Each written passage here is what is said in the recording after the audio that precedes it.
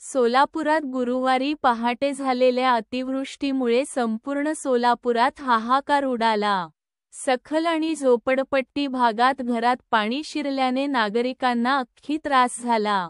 Tuljapur road, Odgi road, Akkalkot रोडवरील ओढ्यांना पूर आल्याने रस्ते बंद होते. शहरातल्या काही भागांमध्ये पाणी संसर्ग गेलो 2 दिवस एकत्र होत होता. परिणाम औद्योगिक समस्या आहे. आजचा भाग नगरपालिका मोठ्या प्रमाणावर पाऊस आहे. तर पाणी प्रश्नामध्ये नागरिकांना घरात पाणी सगळ्यांना महापालिका सगळ्यांनी त्याच्यावर लक्ष प्रयत्न केला आहे.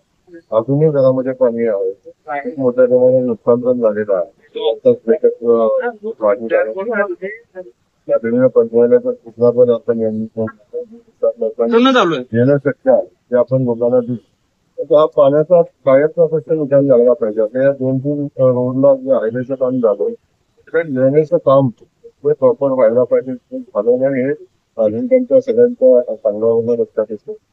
त्यावेळी त्यांना त्याचा कसा मार्ग काढता येईल असं दोन आपण बाजरीची बैठक मी बोलवलेली आहे. काहींच्याही लोकांना कायम कसं मार्ग काढलेला स्थानिकांचं म्हणजे हायवे मुळेच प्रॉब्लेम नाही. ज्या हायवे होताना ज्या दोनच्या व्यवस्था व्हायला पाहिजे होती ते झाल्या नाही. हा त्याच्यात विषय आहे. आणि आपल्या काही भागामध्ये नगरपालिकेच्या माध्यमातून ड्रेनेजची व्यवस्था होण्याची आवश्यकता आहे. तर ते या भागातल्या रस्त्यासाठी आता आमदार मैदानी त्यांच्या माध्यमातून त्यांच्याहून चुकीचे रस्ते आता या भागातले मंजूर झालेले आहेत. याच्याकडे बराचसा प्रश्न मार्गी लागेल.